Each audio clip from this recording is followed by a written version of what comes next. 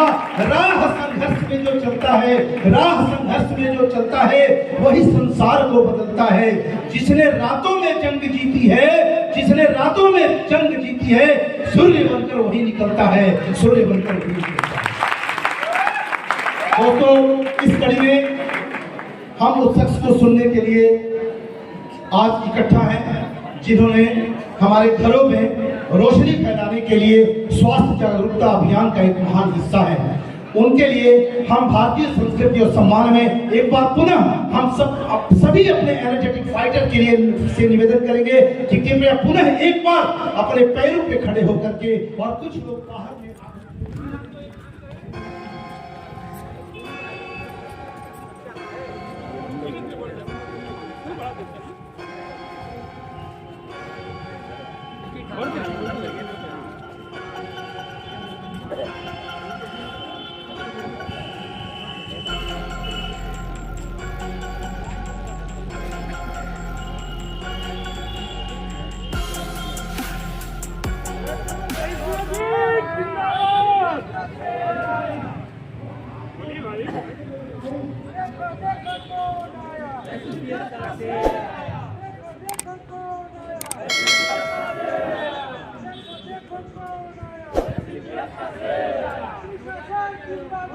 जिंदाबाद जिंदाबाद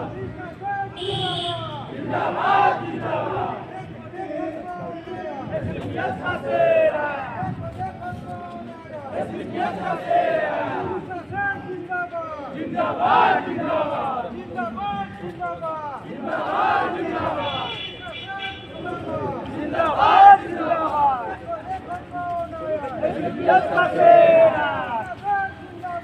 जिंदाबाद जिंदाबाद बोलो बोलो कौन आया? कृष्ण जी जिंदाबाद जिंदाबाद जिंदाबाद, कृष्ण जी जिंदाबाद जिंदाबाद जिंदाबाद, कृष्ण जी जिंदाबाद जिंदाबाद जिंदाबाद, एडब्ल्यूपीएल जिंदाबाद जिंदाबाद जिंदाबाद, एडब्ल्यूपीएल जिंदाबाद जिंदाबाद जिंदाबाद, संजीव सर जिंदाबाद जिंदाबाद जिंदाबाद, संजीव सर जिंदाबाद जिंदाबाद जिंदाबाद, कृष्ण सर जिंदाबाद जिंदाबाद जिंदाबाद। देखो देखो कौन आया, देखो देखो कौन आया, कृष्णा सर जिंदाबाद जिंदाबाद जिंदाबाद, कृष्णा सर जिंदाबाद। देखो देखो कौन आया,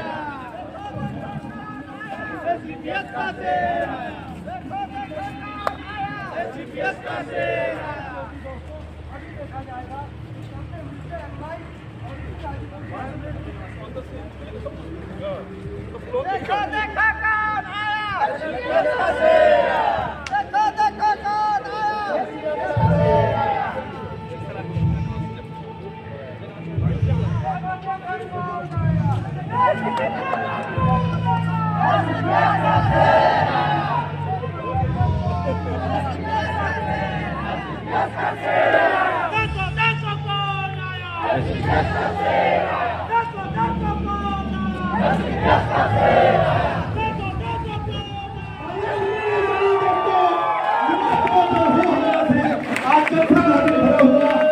फाइटर के हाथों में तालियां और शानदार तरीके से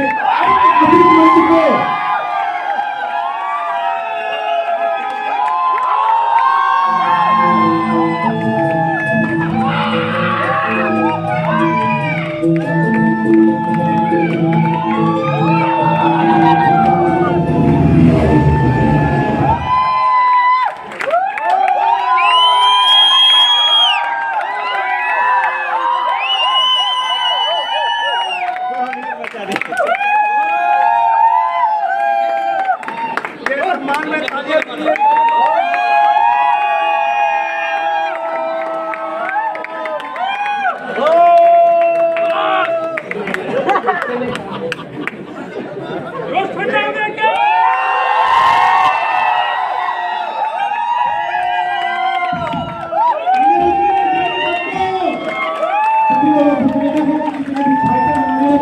हमारे मेन लीडर के बाद जितने भी लोग खड़े हैं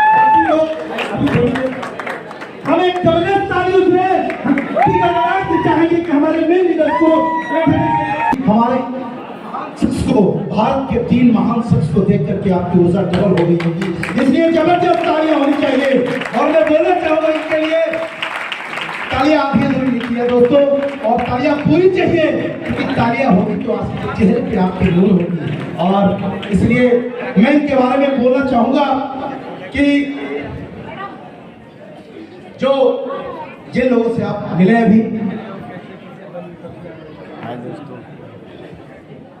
मैं इनके बारे में बोलना चाहूंगा, जो हमारे ये फाइटर्स हैं जिन्होंने एक नया हिस्ट्री क्रिएट किया पूरे भारत में, और यही हिस्ट्री आज भारत के बाद विदेशों में जाने वाली है। यही आपके लीडर्स आपको भी पहुंचाएंगे। एक तालियां होनी चाहिए इनके लिए।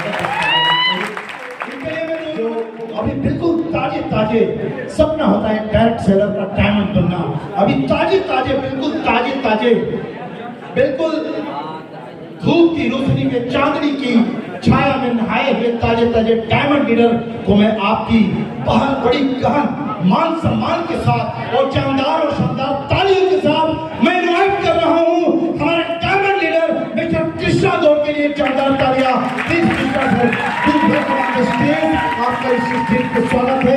तालियों की गड़गड़ाहट, जितने भी हमारे लीडर बैठे हैं भारतीय तालियां होनी चाहिए। थैंक यू सभी लोग को नमस्कार। नमस्कार गाजीपुर। भैया है यार बार ठंडी के समय देख रहे हैं मैं कुछ नहीं कर सकता अभी, क्योंकि सीट की मारामारी है ना। तो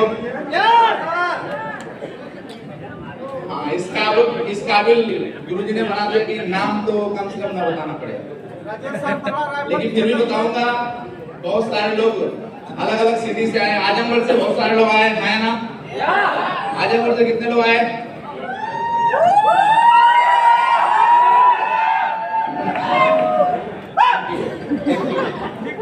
कितने लोग मऊ से आए? मऊ से और किसी सिटी से आए लोग? बलिया से कितने लोग आए? और गाजीपुर से?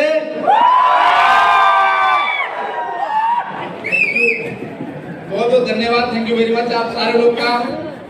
जब हम एंट्री कर रहे थे तो हमें वो दिन याद आ रहे थे कि जब इस काम की शुरुआत हम लोगों ने किया था इसी गाजीपुर शहर में।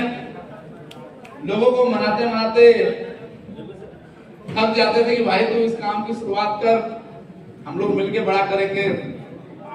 आप लोगों को मना करना पड़ता है कि ये इस बार वाले प्रोग्राम में नहीं आना, अगले वाला जो होगा हम उसमें बुला लेंगे। तो साथियों ये हो पाया, ये सब गुरुजी लोगों की वजह से हो पाया और एसलीपीएस वेलनेस की वजह से हो पाया। साथियों नाम कृष्णा कुमार गोंडे, बेसिक में रहने वाला, यहीं से केवल 10-12 किलोमीटर दूर एक जगह है बिरनो, वहीं का रहने वाला हूँ। और कैसे मैं इस इंडस्ट्री में आ गया 2 मिनट में आपको बताने की कोशिश करूंगा। इसी गाजीपुर शहर में पढ़ाई करने के लिए आया था, लेकिन उससे पहले मैं बताऊं एक बहुत ही गरीब परिवार से मैं हूं। मेरे पिताजी का सपना था कि पढ़ लिख के जिंदगी में कुछ बड़ा करे। और जब मैं अपनी एजुकेशन को देखता था और जब उनकी सोच को देखता था तो मैच नहीं होता था कि यार वो क्या सोचते मैं क्या करता हूँ, क्योंकि उनका सोच था, मेरे को बताने में शर्म आता कि यार वो क्या सोचते थे और मैं कहाँ था। उनका सोच था कि मैं यूपीएससी की तैयारी करूं, कहाँ की। और जब जब वो ये बात मेरे को बोला करते थे, मालूम नहीं कौन उनको उनके दिमाग में बात डाल दिया था, लेकिन शुरू से वो चाहते थे कि हम जिंदगी में कुछ बड़ा करें। इसलिए पढ़ाई को लेकर बहुत ही सीरियस थे, लेकिन मालूम नहीं क्यों मैं सीरियस नहीं था। मैं कोशिश भी करता था, लेकिन वो चीजें हो नहीं पाती थी मेरे से कि मैं पढ़ के कभी क्लास में टॉप आ जाऊं। हर बार मैं पीछे से फर्स्ट आ जाया करता था। इस वजह से कई बार कई स्कूलों में मैं पढ़ा, 12वीं तक पढ़ा मैं। लास्ट मेरे पिताजी राजकीय सिटी इंटर कॉलेज में एडमिशन करा दिए। मैं आपको बताऊं वो सरकारी विद्यालय है, उसमें मेरा एडमिशन हुआ, लेकिन गलती से चोरी से अपने पिताजी से मैं प्राइवेट स्कूल में भी फॉर्म डाल दिया था कि भाई अगर मैं यहाँ पे फेल हो गया तो बड़ी बेइज्जती होगी, मैं प्राइवेट में डाल देता हूँ। और मैं आपको बताऊँ, लास्ट में मैं राज की सिटी इंटर कॉलेज से मैं एग्जाम दिया भी नहीं, मैं दिया प्राइवेट स्कूल से ही। बस इसी सोच के साथ जिंदगी चल रही थी। अब प्लानिंग ये थी, मेरे पिताजी उस समय विदेश रहा करते थे और वो चाहते थे कि अब तुम 12वीं के बाद जाओगे दिल्ली, मुखर्जी नगर। मैं बोलता था मैं जाके करूंगा क्या वहां पे। और इसी सिलसिले में पिताजी को मैंने कन्विंस करा कि ऐसा है कि मैं ग्रेजुएशन कर लेता हूं, क्योंकि ग्रेजुएशन के बाद वो चीजें सही होती है, तब मैं वहां पे जाऊंगा। लेकिन इसी सिलसिले में सर बता रहे थे, मैं चाहता था जिंदगी में कुछ बड़ा करना, क्योंकि घर वाले कभी छोटी नौकरी के बारे में बताया नहीं करते थे, वो चाहते थे कुछ मैं बड़ा करूं। इसलिए मैं भी सोचता था कि मैं भी कुछ बड़ा ही करूंगा। वो क्यों ना, ये गलत बात होगी लेकिन फिर भी बोलना चाहूंगा, क्यों ना मुझे गलत काम ही करना पड़े, लेकिन मैं कुछ बड़ा ही करूंगा, ऐसा मैं सोचता था।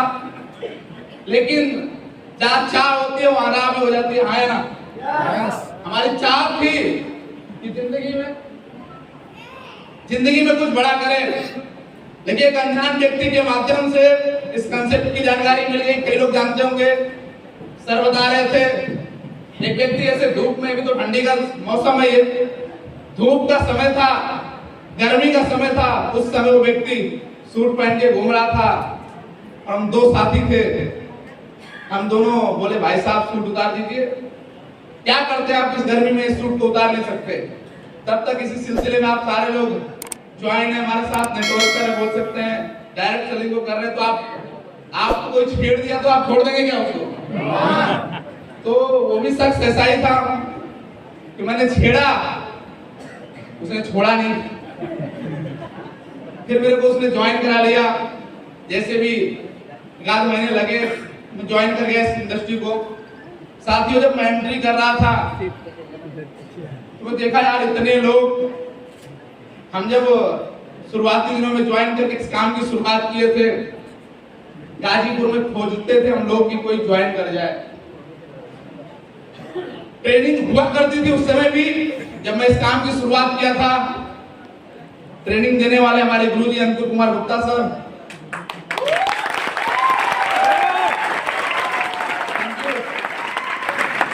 और सुनने वाले मैं और विनोद सर और 2-1 लोग हुआ करते। बड़ा मुश्किल था लोगों को समझाना।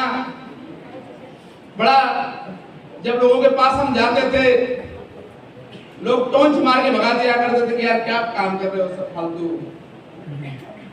और कई मैं अपने लोगों के साथ, मेरी उम्र के लड़के थे, लोग बोलते थे यार अपनी तो जिंदगी बर्बाद कर, इसकी भी कर रहा है, ऐसी बातें किया करते थे। वहां से निकला करते थे। बड़ा मुश्किल था उस समय चलना। आज बड़ा आसान है। आप 3 लग्जरी, 4 लग्जरी गाड़ी गुरुजी के टीम में गाजीपुर में मालूम नहीं कितने हैं, बट 4 आप देख रहे हैं यहाँ पे। बड़ा अब हमें लगता है ऐसा, अब आपको क्या लगता है मुझे नहीं पता। अब बड़ा आसान है लोगों को इस इंडस्ट्री में लाना, बताना। कोई अगर बिलीव न करे तो आप बता सकते हैं। एक लड़का जिसकी पढ़ाई में मन नहीं लगा करता था, 12वीं में अगर मैं सिटी से अगर एग्जाम दिया तो पक्का मैं फेल हो गया होता। लेकिन मैं जब प्राइवेट स्कूल से दिया इसलिए पास हो गया। ऐसे लोग ऑडी जैसी गाड़ी लेके घूम रहे हैं, आप बता।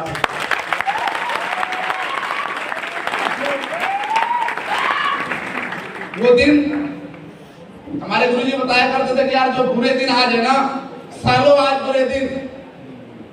क्योंकि बुरे दिन इंसान, जब जिंदगी में जब अच्छे दिन आते हैं तो इंसान बुरे दिन भूल जाते हैं।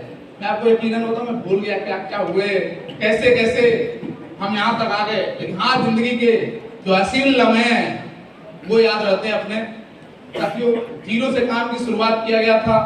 लोग घर वाले भी राजी नहीं थे, रिश्तेदार तैयार नहीं थे इस काम को मैं करूं, क्योंकि घर वालों को तो मैं मना लेता, मालूम नहीं जो हमारे आसपास के लोग हैं वो लोग बोला करते थे कि बर्बाद हो जाएगा, इससे बढ़िया तो ये काम कर लेता, इससे बढ़िया तो ये काम कर लेता। मेरे जीजा जी का मित्र आया, मैं रोजे पर रहता था, अगर हृदय करता है कोई जानता है आपको, मैं वहीं पे रहता था और डेली में सूट पहन के घुमा करता था। तो मेरे को बोला कि यार इससे बढ़िया नीचे मोटर बांधने का काम ये क्यों नहीं सीख लेते, इससे तो जिंदगी बर्बाद हो जाएगी लेकिन इससे जिंदगी बन जाएगी। ऐसे ऐसे सलाह वो लोग दिया करते थे साथियों, जिनकी कोई औकात नहीं थी, लेकिन धन्यवाद उस समय का और धन्यवाद हमारे सीनियर का कि जिन्होंने इस कदर हमें समझाया और हम समझ पाए कि नहीं यार कैरियर तो बनेगा यहाँ पे। क्योंकि साथियों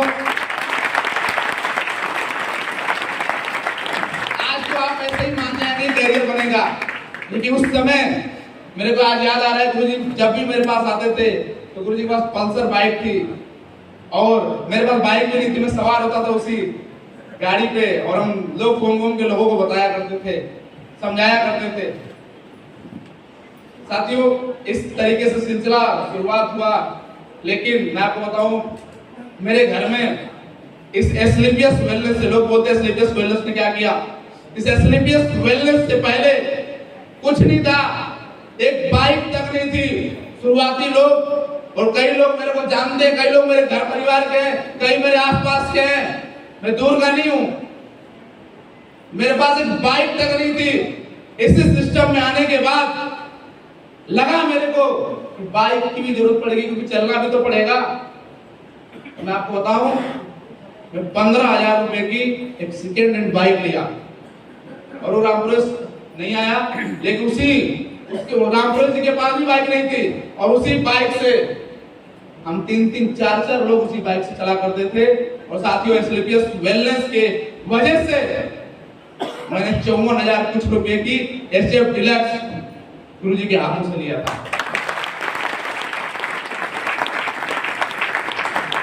और कुछ दिन काम सर चाबी देते हुए बताए कि भाई इस गाड़ी को 60,000 किलोमीटर चलाना एस्क्लेपियस वेलनेस के लिए कार आ जाएगी।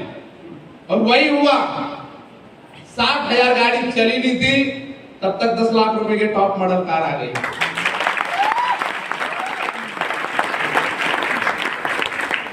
और सर ने बोला इस गाड़ी को 1 लाख किलोमीटर दौड़ाओ, लग्जरी गाड़ी आ जाएगी। मैं आपको बताऊं सारी बात हो जाना,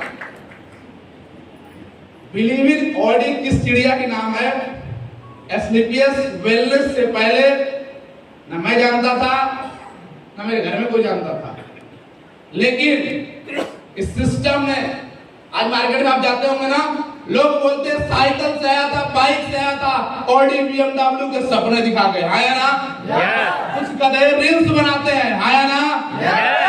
अरे यार क्या बताऊं, हकीकत यही है, किसी ने मेरे पास भी पैदल और बाइक से चल के आया था और आज ऑडी में मैं आ गया।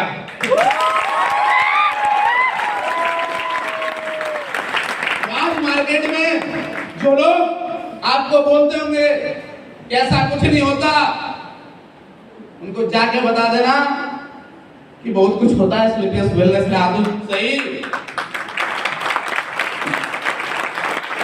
साथियों, मैं कहां से कहां तक आ गया, मेरे उम्र के, मैं अपनी पढ़ाई नहीं कर रहा हूं, बस मैं बता रहा हूं संस्था की वजह से मैं कहां आया। अगर मैं नहीं यहाँ पे होता, जब मैं उन लोग को आज अपनी ऑडी लेके निकला, मैं बताऊं आज मैं 4 बार अपने रूम पे मारा। पहले मैं गया बद्दूपुर, फिर आया, मैं सुबह से तैयार हुई थी और वहां से 4 बार। और मैं जब हमारे जो चौराहे होते चट्टी, तो वहां हमारी गाड़ी केवल 10 की स्पीड में चल रही थी और मैं उन लोगों को देख रहा था जो लोग मेरे को बोला करते थे कि इस काम से कुछ नहीं होगा, इस काम को छोड़ के कुछ और कर। ऐसे ऐसे लोग, मैं गाड़ी वहां लगाया कर दिया। अपने जिंदगी की सबसे बड़ी दर्द मैं बताऊं मैं किस लिए मैं इस इंडस्ट्री में काम कर गया। मैं बनारस में पढ़ाई कर रहा था, बनारस में एक लड़का था धीरज नाम का, उससे मेरी लड़ाई हो गई और वहां से मेरे को निकाल दिया गया। तो मैं आया, मेरे पिताजी मेरे को बोले, मैं बोला पिताजी से कि मेरे को अच्छा नहीं लगता, वो सरकारी विद्यालय था, मेरे को अच्छा नहीं लगता। उनको मैंने बताया मैं लड़ाई कर गया हूँ, तो बोले खाना मिलता वहां, बोले हाँ, कापी कलम मिलता है हाँ, सोने रहने कपड़े सब मिलते हैं, बोले हाँ, साले वहीं पढ़ा रहा, इधर आने की जरूरत नहीं है। लेकिन मजबूरी ऐसी थी कि मैं ऐसी इस कदर लड़ाई किया था कि मैं उनको बता नहीं सकता। मैं बोला कुछ भी करना पड़े मैं जाऊंगा नहीं। बोले देखो दिक्कत इस बात की कि पैसे नहीं तुम्हारा एडमिशन कराऊं, और मैं लड़ाई किया था सितंबर में अगस्त के बाद सितंबर, वो मैं किसी तरीके से रामादान इंटर कॉलेज में मेरा उसमें एडमिशन हो गया 8वीं में। मैं जब भी जाऊं मेरा ड्रेस सही नहीं था, मेरे को बाहर प्रेयर से बाहर कर दिया करते थे। मैं अपनी मम्मी से बोला, मम्मी किसी तरीके से ड्रेस लेना पड़ेगा, ब्लैक लिस्टेड हूं मैं। जैसे ही वो प्रेयर होता उसके बाद ही जाता हूँ। तो बोली चलो ठीक है आज चलते हैं दुकान, पंकज नाम का व्यक्ति था, पंकज गुप्ता की एक दुकान पे हम गए कपड़ा लेने के लिए।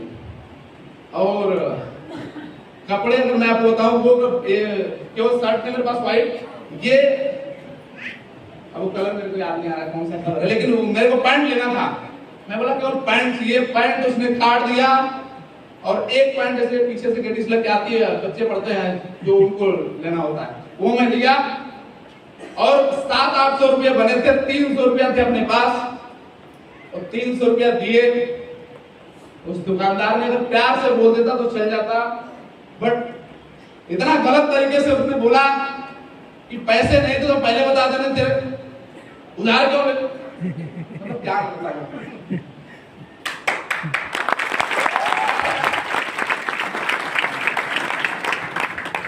मतलब उस दुकान से हम घर आए, मम्मी बोली एक बार जाओ घर, पापा से बोला कब से कैसे लेके देंगे, नहीं मिला। फिर गए कपड़े वापस रखना पड़ा और फिर घर गए। मैं उस स्कूल में फिर नहीं गया, मैं दुर्गापुर एडमिशन करा लिया फिर से ऐसे स्कूल में जिसमें ड्रेस नहीं लगता। तो मैं साइकिल चला के दुर्गापुर जाता था और आता था। और मैं बताऊं आज से कुछ दिन पहले मेरे पास बलेनो है, बलेनो से मैं गया वहां, उसके दरवाजे पे बड़ा जगह है, गुरुजी आप उससे मिले हुए हैं, उसके बड़े भाई का नाम पंकज है, आप मेरे से बात कराए थे कैसे। तो मैं उसके यहाँ खड़ा किया, मेरे से बोला कि भैया आप हमारे यहाँ से कुछ लेते नहीं। बोले क्या बात करते हो, चलो दे दो मेरे को। मैं उसके दुकान पे गया, मैं आपको बताऊं मैं जो पहनता हूं ना वो रखता ही नहीं।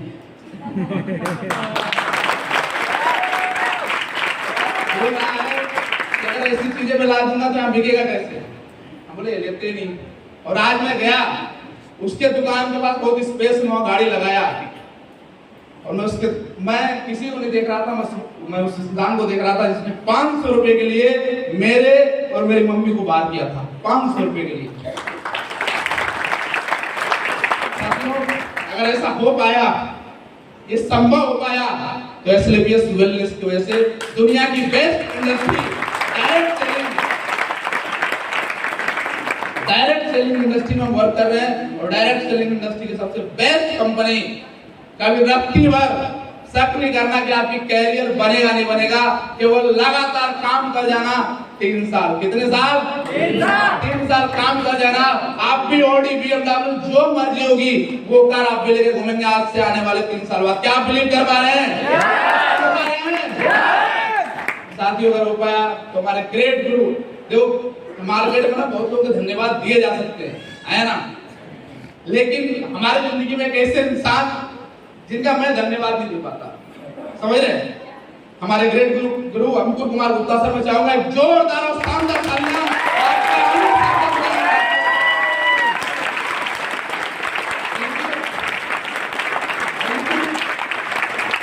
धन्यवाद सर के वजह से जिंदगी में यहाँ तक आ पाया, नहीं तो एसएलपीएस वेलनेस के अंदर बहुत लोग ज्वाइन करते हैं, आया ना? यस। जिसका गुरु, किसी ने डायलॉग बोला था ना कोई, मेरे को याद नहीं, जिसका गुरु बलवान है तो चेला तो पहलवान रहेगा, आया ना? अपने अंदर कोई काबिलियत नहीं थी, काबिलियत होती तो मेरे पिताजी मेरे को पढ़ाने के लिए विदेश गए थे, तो मैं जाऊंगा वहां पे तो ज्यादा पैसे कमाऊंगा तो तुम बाहर जाके पढ़ पाओगे, क्योंकि एक महीने के 20-50 हजार रुपए देने पड़ेंगे, वो इस कदर चाहते थे, मैं वहीं सक्सेसफुल हो जाता। लेकिन अगर किसी ने मेरे को बताया कि तू यहाँ पे ग्रोथ कर सकता है, बड़ी अचीवमेंट कर सकता है, उस इंसान का नाम अंकुर कुमार गुप्ता है। सर न होते, थैंक यू, सर न होते तो आज मेरे पास बाइक तक मैं अपने पैसे से नहीं ले पाता। गुरुजी बहुत बहुत धन्यवाद, थैंक यू वेरी मच, कि आपके वजह से अपने जिले की, आप लोगों को, एसएलपीएस वालों को छोड़ के अपने जिले की सबसे महंगी गाड़ी से मैं जब चल रहा हूँ ना, यकीन मानिए मेरे को बहुत अच्छा लगा। जब लखनऊ से गाड़ी लेकर आया सर, साल में 2-3 बार रोया अकेले, बताओ यार कहाँ से कहाँ जिंदगी आ गई। तो ये हो पाया, तो अंकुर सर की वजह से हो पाया। साथियों, एक काम जिंदगी में करना, अपने क्लाइंट की बातों को मान लेना, एक गुरु बनाना, और जिंदगी में कुछ भी हो सबको छोड़ देना, घर परिवार छोड़ देना, बस एक अप्लायंस को मान लियो, उसे नहीं छोड़ना यार। आप कहां से कहां चले जाएंगे, आप बिलीव नहीं करना।